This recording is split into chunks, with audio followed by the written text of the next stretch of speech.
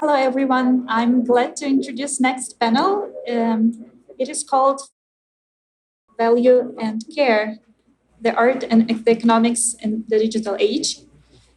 And we would like to have a conversation about the ethics of collecting and funding transparency of cultural institutions and how digital technology may shift this and shift the strategies around those things.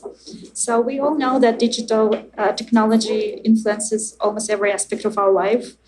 Um, our attention on internet is monetized all the time. We talk on Zoom a lot, and this transition from digital to physical is like a miracle.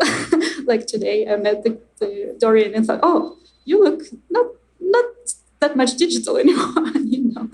Very real. And so, how this all can impact today's art collecting and artistic production? How do we care and preserve the archives, the artistic work? How do we, make artists feel valued, feel supported? And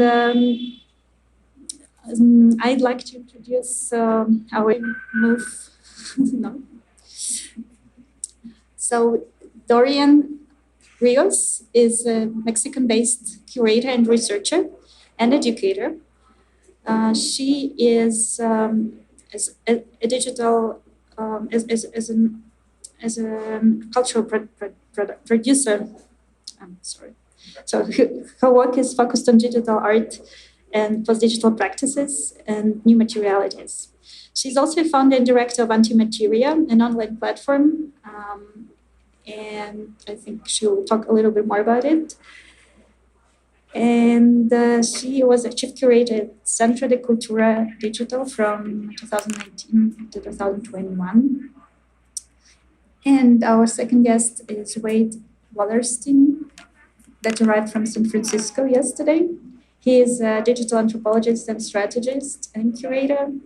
He founded Silicon Valley. He is also a co-director in Transfer Gallery, which is focused on digital and new media art. He's associate curator and community manager at Gray Area Foundation for the Arts. I think it's one of the first organizations in the Bay Area that was supporting digital art production. And yeah, it feels like you are an expert in every field, every digital question. Tech policy, online environments, selling and distributing art. I think we will talk about that a little bit as well. And I forgot to introduce myself. My name is Anna Evtugina. I will be moderating this panel. And I'm a curator and cultural entrepreneur based in New York, and currently also a head of partnerships at Ayarkut. And as you may know, Ayarkut also fosters create experimental curatorial and artistic production, which also include digital. I think this is probably the most experimental media today for artists projects. And also as a co-founder of PLN Creative Studio together with the XR filmmaker Nikita Shakov, we have been producing a lot of digital projects like virtual reality and augmented reality. And I should say production of those kind of projects and funding is not easy. It's challenging. So I hope to hear more from you guys. Maybe Dorian, you can start. Tell us a little bit more about your projects and how they help artists to create. Well, thank you for having me. Thank you for the invitation. I'm happy to be joined by Wade, who has been a collaborator and a friend for quite a while, as well with you, Anna. So, generally speaking, with this project, Antimateria, this is a project that I started in 2015, so almost 8 years old now. And it focuses basically in digital art produced and exhibited and researched from within Mexico. That was something that I was very interested on, particularly because I thought at the time it was definitely not something that was spoken about or something that was actually out there, or nothing that could be like properly seen and talked within the contemporary art circuit. Of course, things have changed.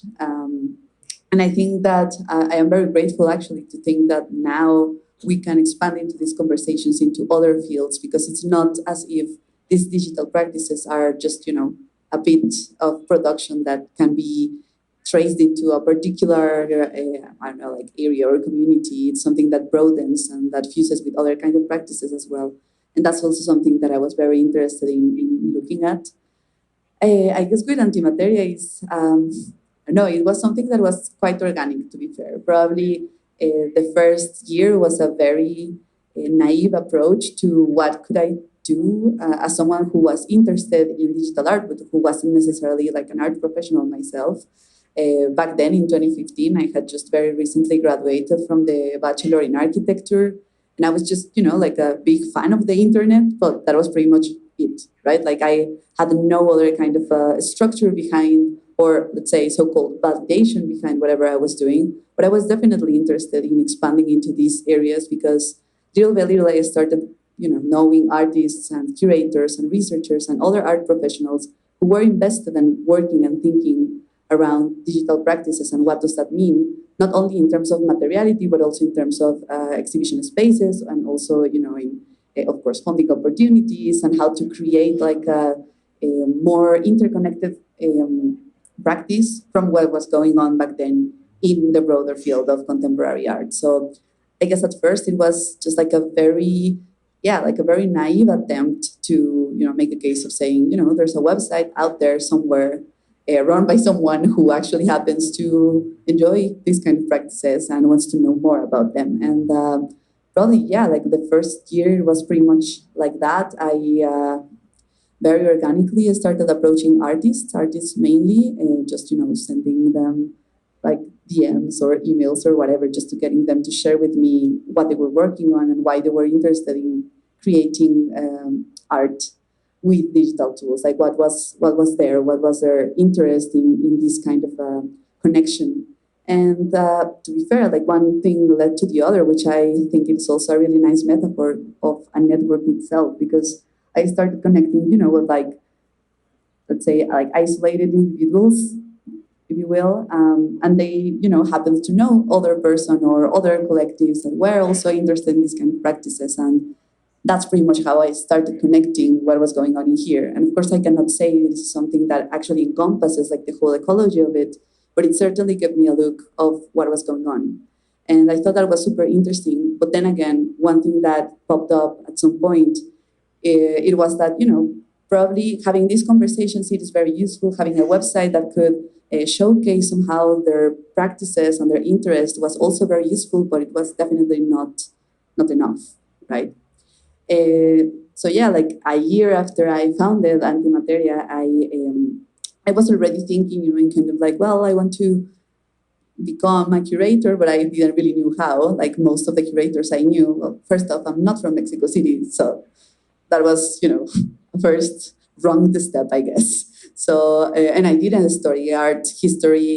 My parents are not people who, collect art or anything like that. So I have no clue on how to make that leap. So eventually I decided that I was going to do a master's in curatorial studies, but I already knew that the focus that I wanted to give that was within digital art practices. And that really helped me understand a whole bunch of things that back then, even if I had run this project for a year or so, I still was not fully aware of. And I thought that, that was like a good opportunity for me to try and actually understand what was going on there and potentially be able to create a space, even if in this case online, that could, at least open up a little bit the conversation about these kind of practices from within Mexico.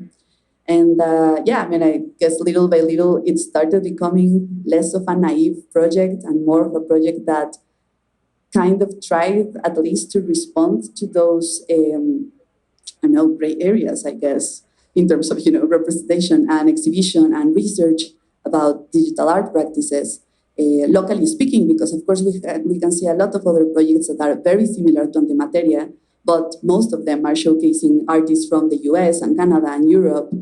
And we didn't really have like something similar here. And I would even dare to say that this is not something that broadens in the conversation for, for example, within Latin America. Of course, there are other very interesting projects, very similar to Antimateria, but I realized that, we all kind of came with the same questions and within the same context.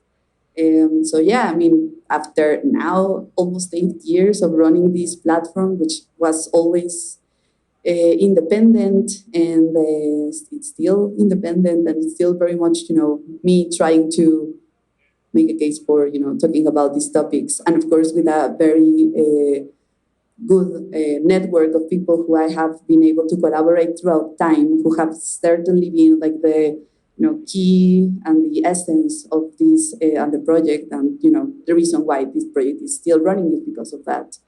Wade has been one of those people, actually. I think that, I also really craved an interdisciplinary approach that bridged different kinds of ways of thinking and ways of operating in the world. I come from anthropology, I come from the social sciences, and not from a traditional art history or curatorial studies background.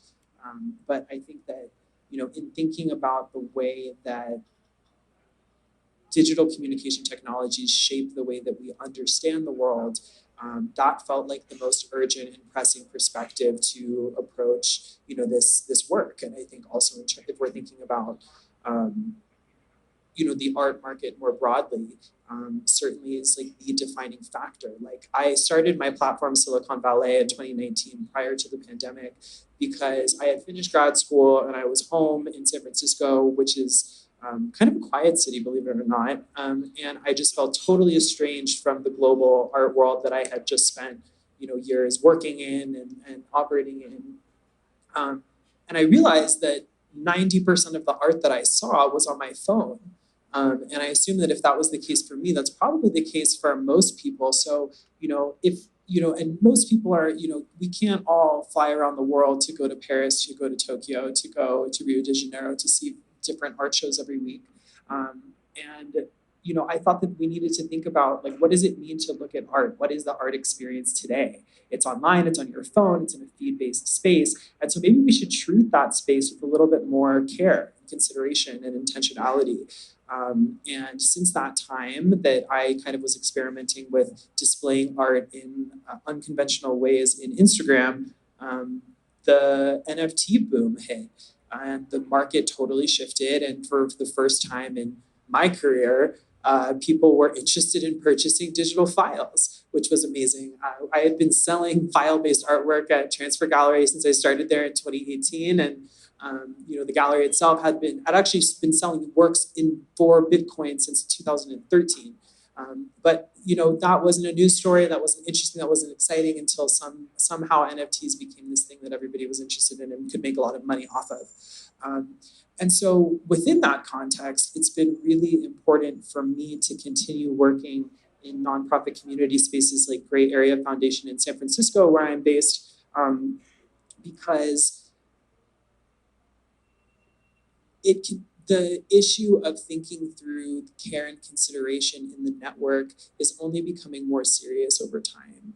We're seeing all different kinds of harms and abuses of platforms affect different kinds of creative practices all over the world, in every industry, in every sector. And I don't know, I think that what I've been hearing from, obviously I'm going to be biased as a curator, but what I've been seeing is a real desire for curatorial care in the space. I see people craving, when their devices are flooded with JPEGs constantly, they crave someone to bring some meaning into that mix, to give some care, to give some context, and to shepherd those works, which otherwise are being rocketed and blasted around the internet in ways that even the platforms themselves don't have control over.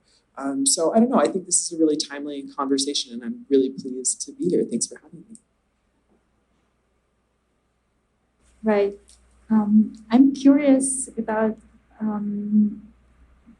how guys you think the digital archives are creating a problem for many of those who try to deal with them, to collect.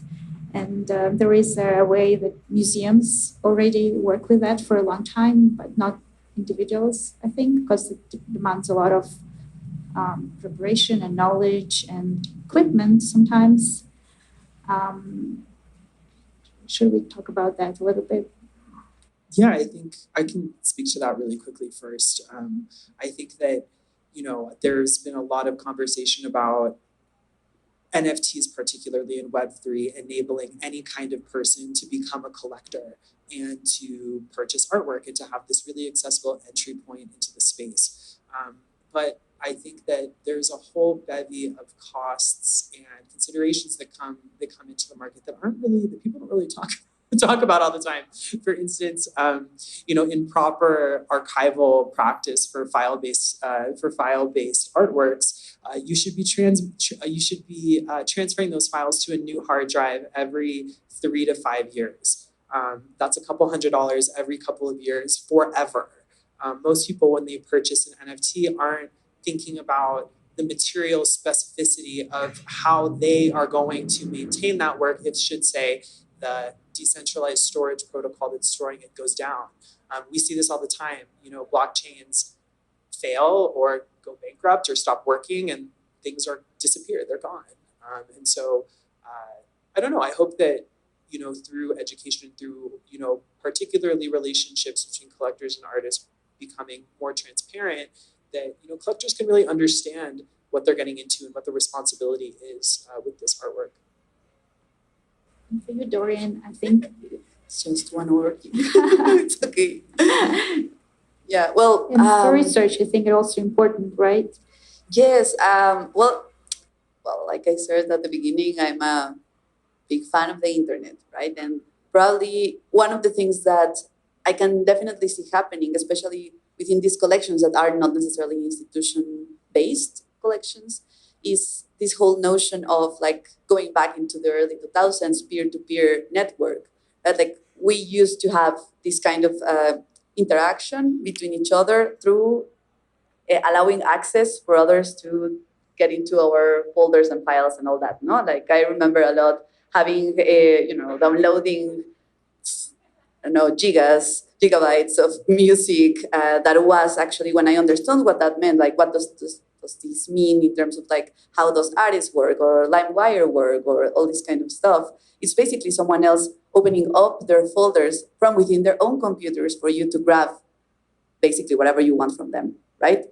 So when I started thinking a lot about, what happens with these collections that are not institution-based and that might be a little bit more flexible in terms of, how we take care of these, but also how do we share and expand and broaden like the knowledge around the artworks that you already have, like file-based collections.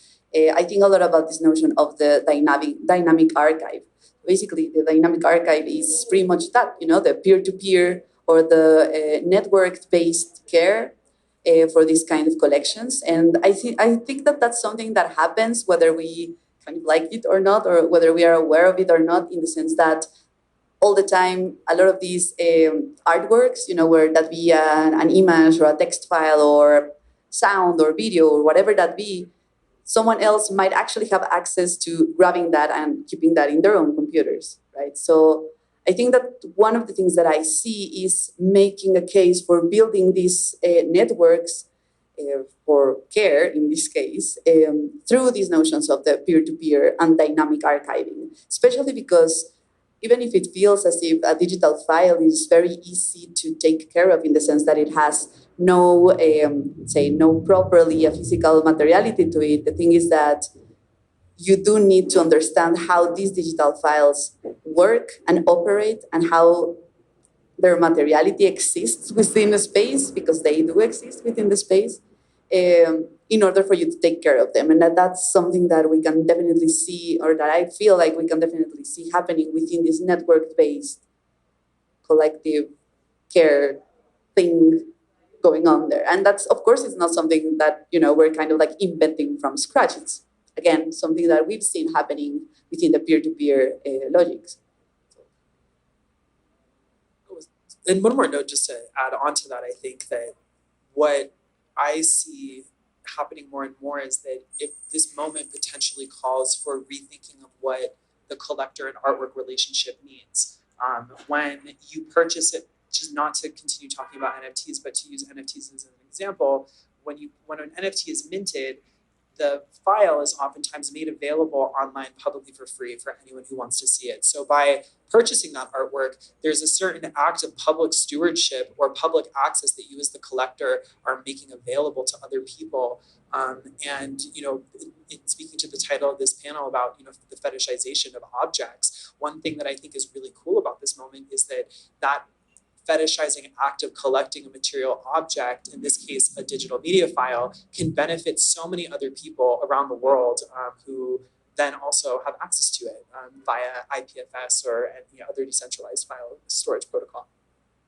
Right. I remember an example of an artwork that was collected by a collector. It was a website, and so his obligation was to take care of this website, forever, because that's a part of his the value he gets and creates for public as well. And I think also sometimes people think it's very easy to start creating digital art, and sometimes it is. I'm seeing many artists, because they maybe relocate or just experiment. They just learn it themselves and start doing new work. And sometimes you don't need a lot of tools to do it, but as we discussed with you guys earlier, it's actually not true, because it's very cost demanding sometimes and knowledge demanding. And in terms of economics of this process, I'm just interested to talk about. So it may be, what are the strategy for artists that create and like to experiment in this field, to then get back this funding through, one of the ways is through selling, like we mentioned earlier. What other kinds of value they can create? I think, Dorian, you had some ideas about that as well. Yeah. How to make money, that's not the question that I'm going to be answering, because I have no clue. But yeah, I have to be honest about that, right? But definitely, when I see, and coming back for thinking about how certain practices in comparison to digital practices might feel much more accessible when trying or developing them within digital tools, that can definitely be the case, no? Especially when you already have access to a device, whether that be a smartphone or a laptop or a desktop computer, and by having access, I don't mean necessarily owning them. Maybe you have access because there's a space on an educational institution where you can just go and work on these places and create whatever you want to create there and so forth. But I also think a lot about the value in terms of what makes a digital file more, quote unquote, valuable to other digital file, right? In my particular experience, I think that the value of these files is totally embedded in visibility. So just to set an example, to think about memes, for instance, what's the most valuable meme? Well, the most valuable meme is the one that gets more shared, right? And more remixed and more reappropriated and printed and then gotten into shirts or tote bags, or that's the most valuable meme, if you will. So I think it kind of makes you shift the logic of other kind of art practices where this value is located in having just one, right? Not necessarily having an object in this case that is accessible to others simultaneously. I wouldn't say worldwide, but almost worldwide. So I think that in that sense, when thinking about value of a digital file, we're actually thinking in the exact opposite of other kind of object-based practices within the arts. And that's something that sometimes is not as clear when collecting or showing or even producing, because when you think about a digital file, what you're thinking about is a series of copies. There is no original. There is not, there is not even you can even say the file that you ended up saying, well, this is the final version of the artwork. even that is not the original one. Like every single thing within digital materiality is a copy of a copy of a copy of a copy, and therefore the value has to respond to that. So that's the reason why I also find it very interesting with what you were saying, Wade, in terms of like, you're making, in some cases, publicly available artworks that might not necessarily be publicly available otherwise. And that's something that can be very powerful there, because there is where you can draw value that is not necessarily monetary value into an artwork. No? And I think that sometimes these kind of practices, when executed in such a way that you keep that in mind, start making a lot of sense when you think about, like, what's the discourse that you want to share within this artwork? Like, what's the role that they can have within a broader conversation of, whatever thing you're working on, in terms of course, yes, the critical discourse, but then also in the aesthetical discourse. No? So in a way, I think that value can actually be located the other way around, in how these can be reproduced and remixed and, become more accessible over time. And I think that there's something there to be said in terms of, the particularity of working with digital materialities. Yeah, Doreen, I absolutely agree with you. And I think that one way that I think about that shift in value is, a shift from the primary value of an artwork being its exhibition value to its circulation value. And it's true, we are living in the market has changed, and the circulation value vastly outweighs exhibition value. It doesn't matter, it doesn't matter how shiny or amazing or phenomenologically rich your experience with the artwork is. If it's not shared a billion times, it literally doesn't matter. Reality is shaped by movement in the network. And so if there's no movement in the network, it almost is as if it doesn't exist. Which is a kind of cynical and dark way of looking at it. But how many of you guys in the audience have missed a friend's birthday or something like this just because your phone didn't remind you? It's kind of like the tree in the forest, in the forest scenario. And we're seeing this literally concretized on Nyan Cat, a famous meme, sold a few years ago on Foundation in a super famous sale. There have been a number of other really famous meme sales on large platforms over the past 2 or 3 years. So we're literally seeing buyers responding and making formal offers through auctions that tell us this is what this is worth to me because of how it has influenced our society.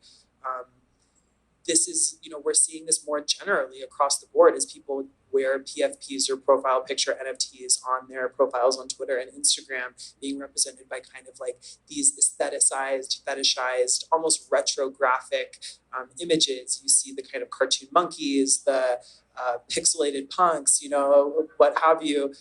These are all really specific fetishized image objects whose value is rooted in circulation value. And, I think that what I'm starting to see by participating in different Web3 communities and by spending time online with different really prolific, NFT holders is that they feel that is exactly how they feel. They don't really care, if something has shown in the MoMA. If it's not interesting to them or connected to their cultural values or literally to their community and isn't moving within their communities, it doesn't have value for them. And this is not just something that's relegated to the art world. We also see this, for instance, on Fortnite in the digital asset trading industry, where kids are trading skins in a multi-billion-dollar industry. It feels like the proof is in the pudding. Yeah, I want to shift more to the talking about funding of digital creation. In my experience, I'm noticing that a lot of large corporations like Microsoft and Facebook actually invested a lot of money into experimenting with this technology and creating VR tool sets or mixed reality headsets. And they also, they had their own production, and then they keep the ball rolling. I mean, even if they even if they can't profit from it right away, because it really takes a long time for the technology to become publicly available for everyone. But still we have things like our iPhones that actually give access to many people, and we can create get an AR piece, for example, downloaded from App Store. And that, this is also something about the community building, I think, and the value of network, which actually can also, it is a very strong feature. And I think it also helps to do some activism, but digital activism, and go across borders, especially for countries that are, have a lot of political tension. They can use it as a way to communicate, as a way to express their ideas and be safe, in a digital space when they cannot afford being safe and physical.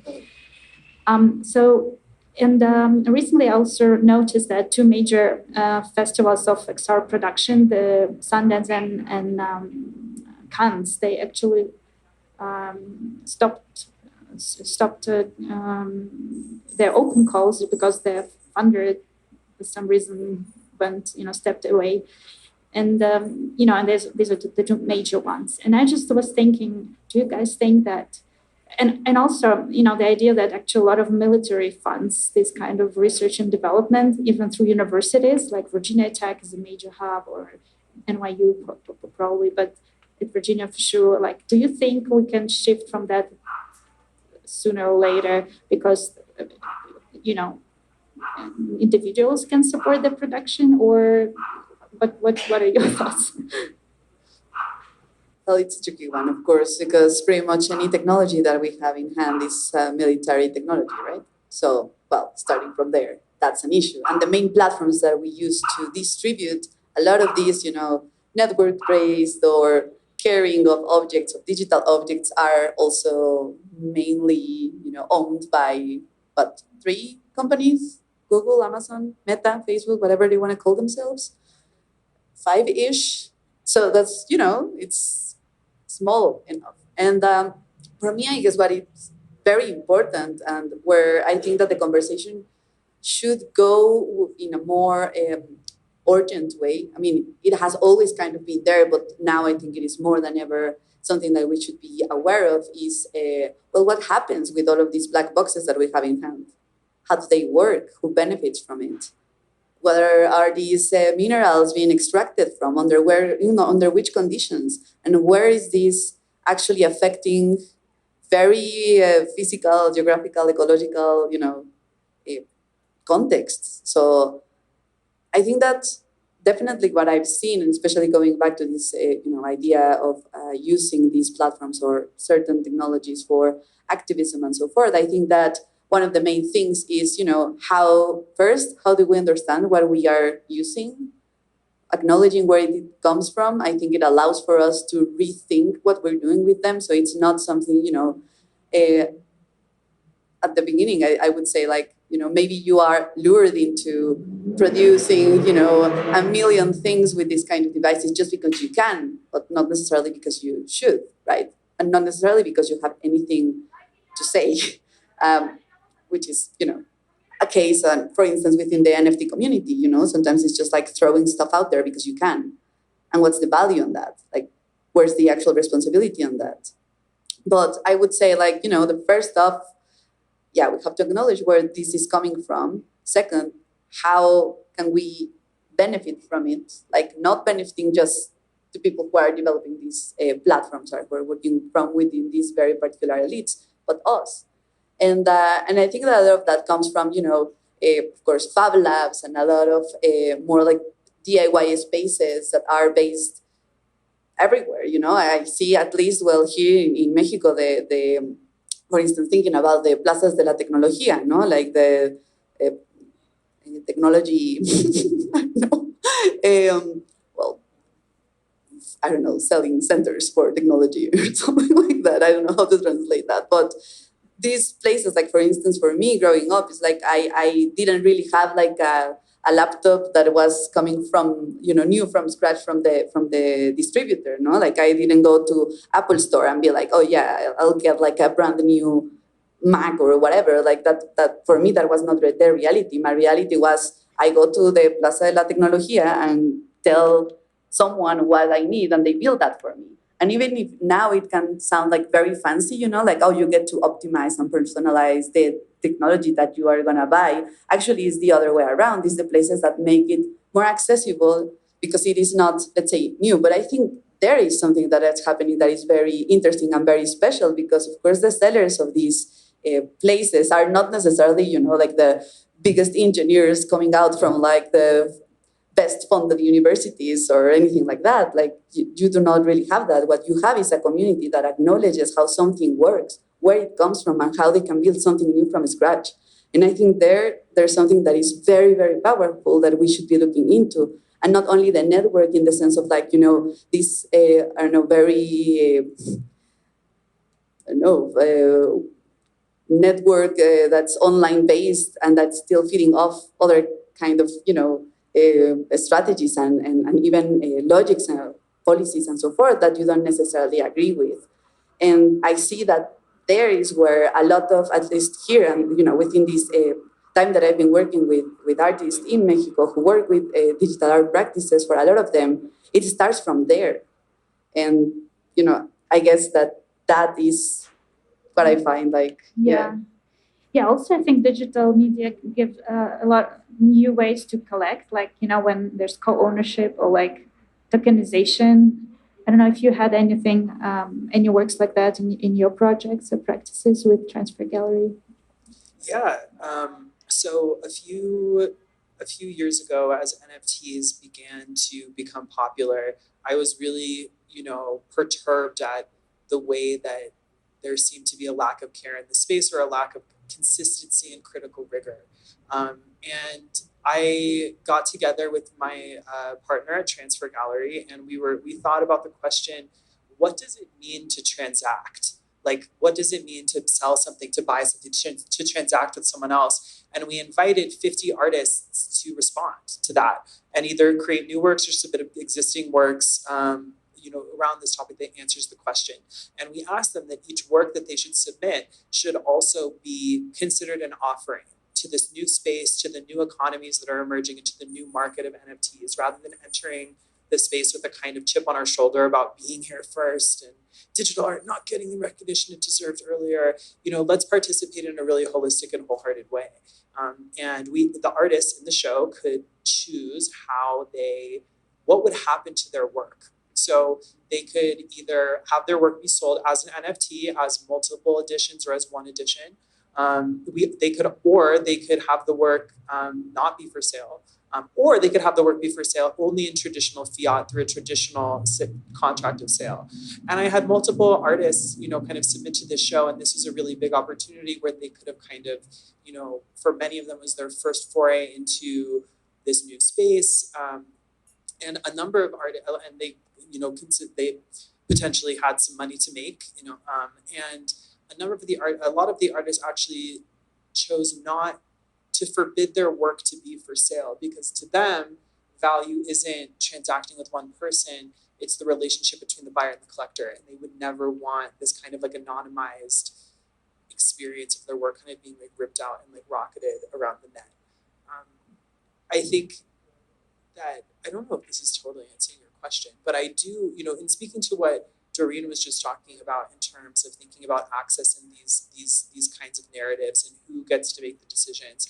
I'm working on a show right now at Gray Area of Mexican-Canadian artist Rafael Lozano Hemmer, who is tackling this idea directly with the show. The show is called Tex-Mex, and it presents a critical chronology of Mexican technological history. And for him, he's using all of these kinds of technologies that, like facial recognition, which was developed for preventative policing, X, Y, and Z. And is pairing all of his usages of the technology with their origins with innovators from Mexico and who contributed to the development of these technologies to kind of rewrite the very white, very Western Silicon Valley centric narrative about how this technology was created and what it was for and who gets to use it and who gets to be in charge of it. And I think that, to me, continuing to tell those stories, continuing to ask those questions and recenter that in the middle of the narrative is a really important way that we can contribute to value in the space by writing its history in a way that feels equitable and inclusive.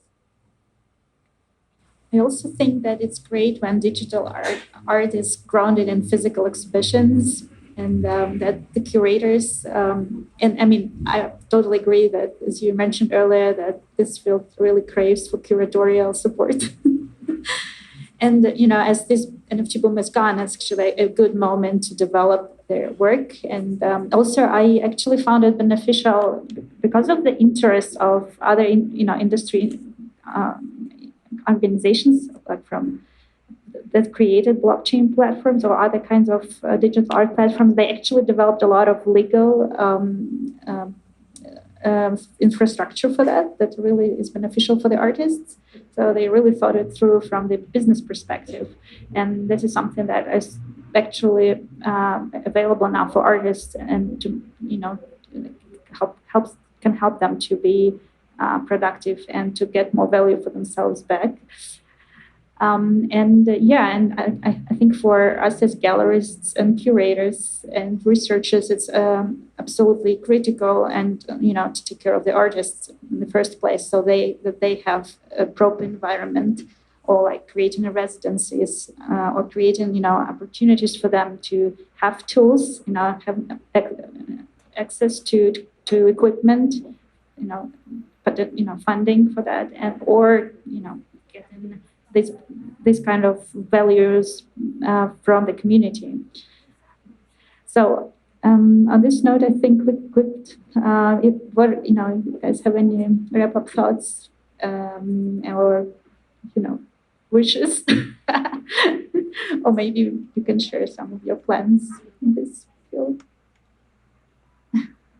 Yeah, I think that